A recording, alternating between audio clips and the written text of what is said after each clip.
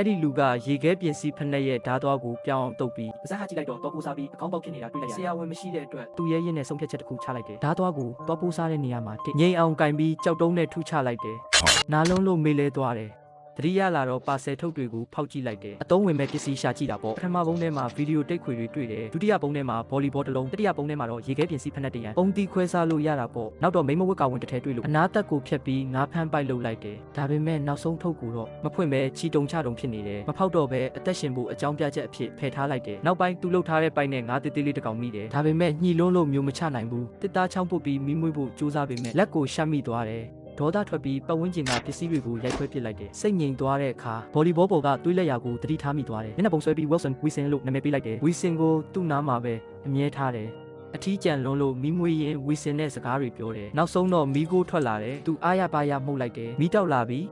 ညဘက်ကန်းကြီးမှာမီးပုံဖို့တနန်းကင်စားပြီးအဖော်တစ်လဲရသွားတယ်၄နှစ်ကြာပြီးတဲ့နောက်အဲ့ဒီလူကကျုံးပုံမှာနေသားကျနေပြီလှန်ပစ်ပြီးငါးဖမ်းတာလဲကျွမ်းကျင်နေပြီဒါပေမဲ့အထီးကျန်တာကိုတော့မခံနိုင်တော့ဘူးတနေ့တော့ပင်လယ်ထဲမျောလာတဲ့တံပြားတစ်ချက်ကိုတွေ့တယ်လေးတိုက်ရလွှင့်နေတာကိုကြည့်ပြီးလေဖောင်ဖွဲရွက်လွင့်ပြီးထွက်ဖို့ဆုံးဖြတ်လိုက်တယ်တစ်ပင်တွေခုတ်လဲတယ်တစ်ခေါက်တွေကိုနေလန်းတယ်ပြီးတော့ကြိုးချစ်တယ်ဗီဒီယိုတိတ်ခွေတွေကကြိုးတွေကိုပါယူသုံးပေမဲ့မလောက်နိုင်ဘူးဖြစ်နေတယ်ဝီစင်ကိုလှမ်းကြည့်လိုက်မိတယ်သူ့တငယ်ချင်းကိုတော့ကြိုးမလို့ရဘူး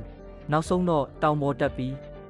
အရင်ကတက်တေဖို့လှုပ်ထားတဲ့ကြိုးကွင်းကိုတွားဖြုတ်ယူလိုက်တယ်တက်တေမဲ့အစာရွက်လွင့်ဖို့ဆုံးဖြတ်လိုက်တာဝီစင်ကိုအဝတ်ဝတ်ပြီးကြောက်နေရံမှာစာရေးပြီးဝီစင်ကိုလှေအုံးမှာခြိထားလိုက်တယ်မဖောက်ရသေးတဲ့ဟိုထုတ်ကိုလည်းယူလာတယ်ဒီလိုနဲ့ပင်လယ်ပြင်ကိုဆက်ထွက်လာခဲ့တယ်လိုင်းတွေကိုမကြောက်မရွံ့ရင်ဆိုင်ရင်ဝီစင်ကိုလည်းအားပေးစကားပြောတယ်လိုင်းလုံးကြီးတွေပုတ်ခတ်လာတဲ့အခါကျိုးတွေကိုဖြီးပြီးရွက်လွင့်လိုက်တယ်မုန်တိုင်းကိုကြော်ဖြတ်နိုင်ခဲ့တယ်မိုးရွာတော့အုံခွန်နဲ့ရေခံတောက်တယ်ငားမိတော့ဝီစင်ကိုဂုံယူစွာနဲ့ပြတယ်ဒါပေမဲ့ညဘက်ကျတော့မုန်တိုင်းထက်လာပြီးရွက်တိုင်ကျိုးထွက်သွားတယ်သူဝီစင်ကိုတင်းတင်းဖတ်ထားလိုက်တယ်ထောင်ကဥတီယာမဲမျောနေတယ်အိတ်ပြုံနေရကနိုးလာတော့ဝီစင်ရေထဲပါသွားတာတွေ့လိုက်ရတယ်ချက်ချင်းရေထဲခုန်ဆင်းပြီးလိုက်ဆယ်တယ်ဝီစင်စီသွားလေလှေနဲ့ဝေးလေဖြစ်နေတယ်လှေနဲ့ဝေးသွားမှစိုးရင်ရတာတစ်ခါနဲ့စိတ်ပြက်လက်ပြက်နဲ့လှေပေါ်ပြန်တက်လှေလော်တက်ကိုလွှင့်ပစ်ပြီးလဲကျသွားတယ်ဝီစင်ရောအသက်ရှင်ခြင်းစိတ်ပါကုန်ခန်းသွားပြီးအဲ့ဒီအချိန်မှာတင်မောတစည်းပေါ်လာတယ်ကျန်တဲ့အားအကုန်သုံးပြီးလက်နှစ်ဖက်မြောက်អော်လိုက်တယ်နောက်ဆုံးတော့ကယ်တင်ချင်းခံလိုက်ရတယ်တလအကြာချက်အိမ်ပြန်ရောက်လာတယ်နေ့နေ့ညညလွမ်းခဲ့ရတဲ့ချစ်သူကတော့သူများမရဖြစ်နေပြီသူ့အတွက်လှုပ်ပေးတဲ့ကြိုးဆိုပွဲမှာ